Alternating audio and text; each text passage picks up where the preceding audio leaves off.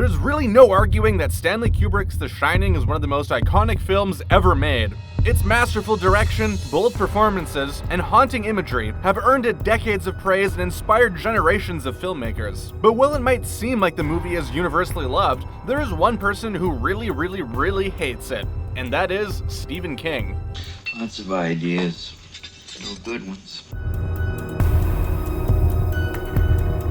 As the author of the book is based on, you might think that Stephen King would love the fact that the film is one of the most highly praised scary movies of all time. But in reality, it's quite the opposite. King has been super vocal about how much disdain he has for Stanley Kubrick's adaptation, for a number of reasons. Before we get into it, we are not saying that The Shining is anyway a bad movie. It is, without a doubt, incredible, and contains some of the most intense moments of suspense and dread ever seen on film.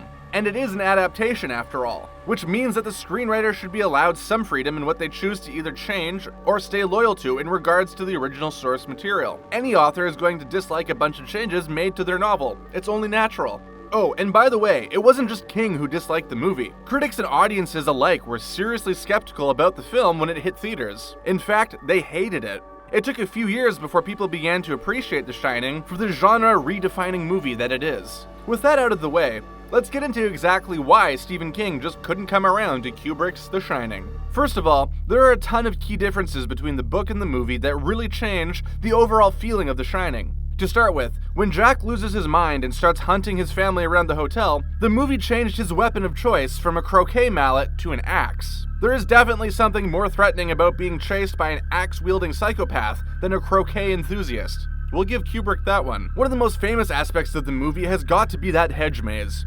Unfortunately, that was also an invention of the film. In the novel, instead of a maze, the grounds of the Overlook Hotel are scattered with Edward Scissorhands-style topiaries that have a nasty habit of coming to life to taunt him as Jack starts to lose his grip on reality. Point again to Kubrick, because the sheer immensity of the maze is enough to give us all the creeps.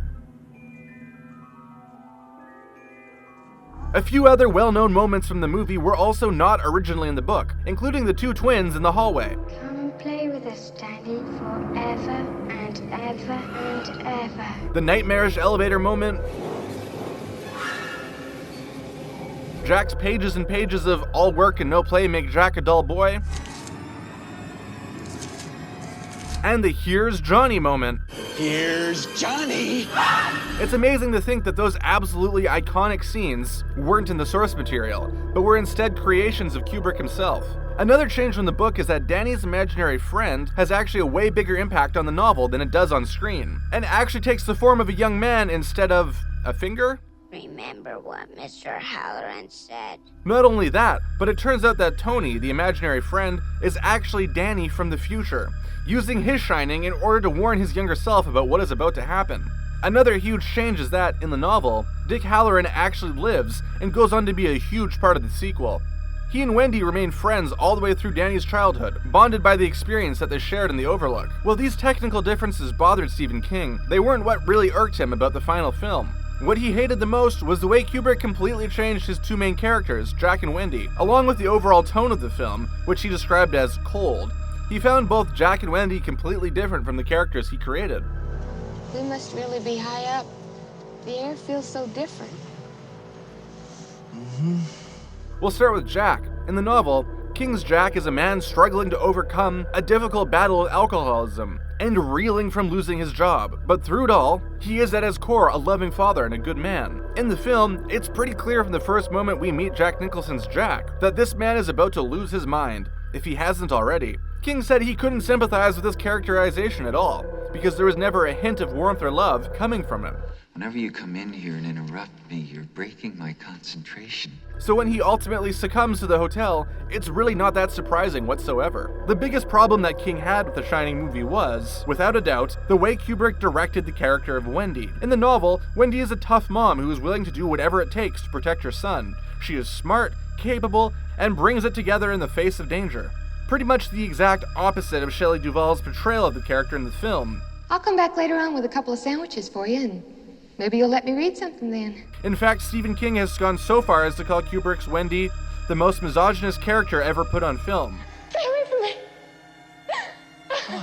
The thing is, we can't really blame Shelley Duvall for how Wendy turned out. the changes that were made were all Kubrick's decision. King was so put off by Kubrick's adaptation that he went on to make his own miniseries called The Shining a few years later.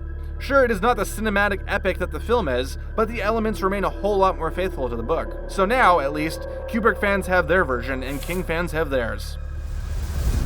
What do you think of Stanley Kubrick's The Shining? Did you prefer it to the original novel, or do you side with Stephen King? Let us know in the comments below, and don't forget to subscribe to ScreenRant to keep up with all of our latest videos.